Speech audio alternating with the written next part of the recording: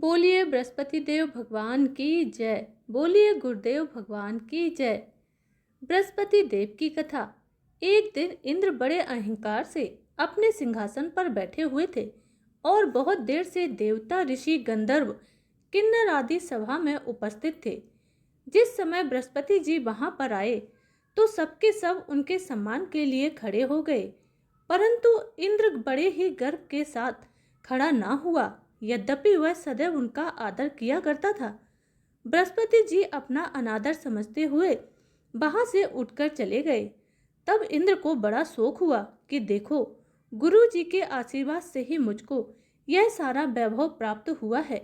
उनके क्रोध से यह सारा नष्ट हो जाएगा, इसीलिए मुझे उनके पास जाकर क्षमा याचना करनी होगी, जिससे उनका क्रोध शांत हो जाए और मेरा कल्याण हो। ऐसा विचार करके इंद्र उनके स्थान पर गए।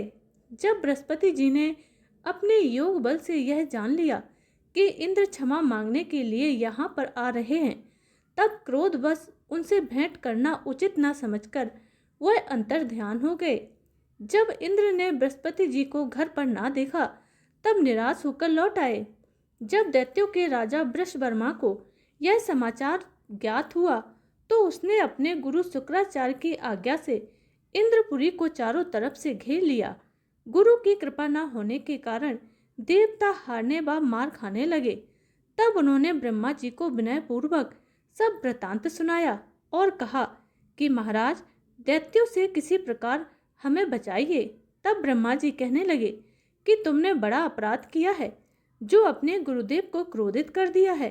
अब तुम्हारा कल्याण इसी में हो सकता है कि त्वष्टा ब्राह्मण का पुत्र विश्वरूपा बड़ा ही तपस्वी और ज्ञानी है, उसे अपना पुरोहित बनाओ तो तुम्हारा कल्याण हो सकता है।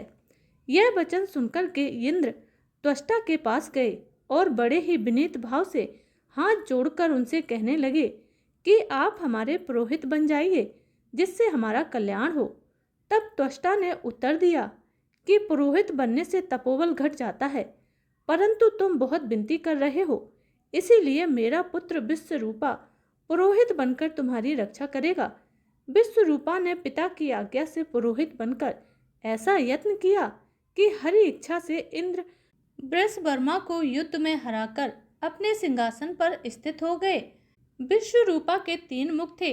एक मुख से वह सोमपल्ली लता का रस निकाल कर पीते थे, दूसरे मुख से वह मदरा पीते और तीसरे मुख से अन्न आदि भोजन करते थे। इंद्र ने कुछ दिनों उपरांत कहा कि मैं आपकी कृपा से यज्ञ करना चाहता हूँ। जब विश्वरूपा की आज्ञा अनुसार यज्ञ प्रारंभ हो गया, तब एक दैत्य ने विश्वरूपा से कहा कि तुम हमारी माता दैत्य की कन्या है, इस कारण हमारे कल्याण के निमित्त एक आहुति दैत्यों के नाम पर भी दे दिया करो तो अति उत्तम बात है। विश्वरूपा उस दैत्य का कहा मानकर आहुति देते समय दैत्य नाम भी धीरे धीरे लेने लगा। इसी कारण यज्ञ करने से देवताओं का तेज नहीं बढ़ा। इंद्र ने यह वृतांत जानते ही क्रोधित होकर के विश्वरूपा के 3 सर काट डाले। मद्यपान करने वाले से भंवरा, सोमपल्ली पीने वाले से कबूतर और अन्न खाने वाले मुख से तीतर बन गया। विश्वरूपा के मरते ही इंद्र का स्वरूप ब्रह्म हत्या के प्रभाव से बदल गया। देवताओं के 1 वर्ष पश्चाताप करने पर भी ब्रह्म हत्या का वह पाप ना छूटा, तो सब देवताओं के प्रार्थना करने पर ब्रह्मा जी बृहस्पति जी के यहाँ आए। उस ब्रह्म हत्या के 4 भाग किए, उनमें से 1 भाग पृथ्वी को दिया। इसी कारण कहीं कहीं पृथ्वी ऊंची नीची और बीज बोने के लायक भी नहीं है। साथ ही ब्रह्मा जी ने यह वरदान दिया कि पृथ्वी में गड्ढा होगा, कुछ समय पाकर स्वयं भर जाएगा। दूसरा वृक्षों को दिया, जिससे उनमें से गोंद बनकर बहता है। इस कारण गूगल के अतिरिक्त सब गोंद अशुद्ध समझे जाते हैं। वृक्षों को यह वरदान दिया कि ऊपर के सूख जाने पर जड़ फिर फूट जाती है। तीसरा भाग स्त्रियों को दिया। इसी कारण स्त्रियां हर महीने रजस्वला होकर पहले दिन चांडालिनी, दूसरे दिन ब्रह्मघातनी, तीसरे दिन धोबिन के समान रहकर चौथे दिन शुद्ध होती हैं और संतान प्राप्ति का उनको वरदान दिया। चौथा भाग जल को दिया, जिससे फेन और शिवाल आदि जल के ऊपर आ जाते हैं। जल को यह वरदान मिला कि जिस चीज में डाला जाएगा वह बोझ में बढ़ जाएगी। इस प्रकार इंद्र को ब्रह्म हत्या के पाप से मुक्त किया। जो भी मनुष्य इस कथा को पढ़ता अथवा सुनता है, भगवान बृहस्पति जी उसके सारे कष्टों को हर लेते हैं। गुरुवार की दूसरी कथा। किसी गांव में एक साहूकार रहता था, जिसके घर में अन्न, धन और वस्त्र किसी भी चीज की कमी नहीं थी। लेकिन उसकी स्त्री बहुत ही मलिनता के साथ रहती थी। किसी भिक्षार्थी को कभी कुछ नहीं देती, सारे दिन घर के काम काज में लगी रहती। एक समय एक साधु महात्मा बृहस्पतिवार के दिन उनके दरवाजे पर आए और भिक्षा मांगने लगे। स्त्री उस समय घर के आंगन को लीप रही थी। इस कारण साधु महाराज से कहने लगी कि हे साधु महाराज, इस समय तो मैं घर को लीप रही हूँ, आपको कुछ नहीं दे सकती, फिर किसी अवकाश के समय आना। साधु महात्मा खाली हाथ चले गए। कुछ दिन के पश्चात वही साधु महात्मा फिर आए और उससे उसी तरह से भिक्षा मांगी। साहूकारनी उस समय अपने लड़के को खाना खिला रही थी। कहने लगी, महाराज मैं क्या करूं, मेरे पास समय ही नहीं है, इसीलिए मैं आपको भिक्षा नहीं दे सकती, फिर किसी अवकाश के समय आना। और साधु महात्मा जी फिर से खाली हाथ वापस चले गए। तीसरी बार जब वह महात्मा जी भिक्षा मांगने के लिए आए तो उस साहूकारनी ने उन्हें फिर से टालना चाहा, लेकिन महात्मा जी कहने लगे, जब तुम्हारे पास समय हो जाए तब मुझे भिक्षा दे देना।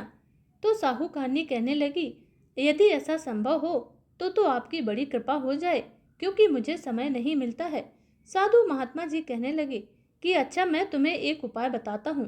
तुम बृहस्पतिवार को दिन चढ़ने पर उठो और सारे घर में झाड़ू लगाकर कूड़ा एक कोने में जमा करके रख दो। घर में चौका लगाओ, फिर स्नान आदि करके घर वालों से कह दो उस दिन सब हजामत अवश्य बनवाएं। रसोई बनाकर चूल्हे के पीछे रखा करो, सामने कभी न रखो। सायंकाल को अंधेरा होने के बाद दीपक जलाया करो तथा बृहस्पतिवार को पीले वस्त्र मत धारण करो, न ही पीले चीजों को सेवन करो। यदि ऐसा करोगी तो तुमको घर का कोई काम नहीं करना पड़ेगा। साहूकारनी ने ऐसा ही किया।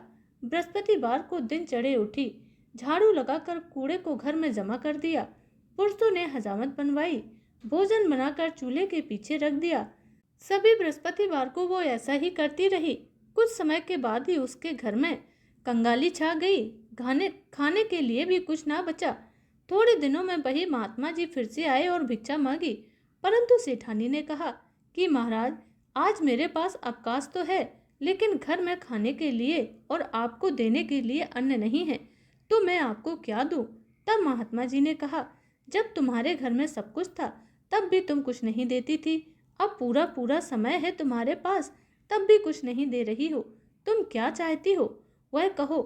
तब साहूकारनी ने हाथ जोड़कर प्रार्थना की कि अब कोई ऐसा उपाय बताओ कि मेरे पहले जैसा धन धान्य हो जाए। अब मैं प्रतिज्ञा करती हूँ कि अवश्य ही जैसा आप कहेंगे वैसा ही मैं करूँगी। तब महात्मा जी ने कहा, हे पुत्री, बृहस्पतिवार को प्रातः काल उठकर स्नान आदि से निवृत्त हो, घर को गौ के गोबर से लीप करके घर के पुरुष हजामत ना बनवाएं, भूखों को अन्न जल देती रहा करो, ठीक सायंकाल दीपक जलाओ। यदि ऐसा करोगी तो तुम्हारी सारी मनोकामनाएं भगवान बृहस्पति जी की कृपा से पूर्ण होंगी। सेठानी ने ऐसा ही किया और उसके घर में धन धान्य वैसा ही हो गया जैसा कि पहले था। इस प्रकार भगवान बृहस्पति की कृपा से अनेक प्रकार के सुख भोगकर वह दीर्घ काल तक भगवान की भक्ति करती रही और अंत में भगवान के धाम को गई। तो बोलिए बृहस्पति देव की जय।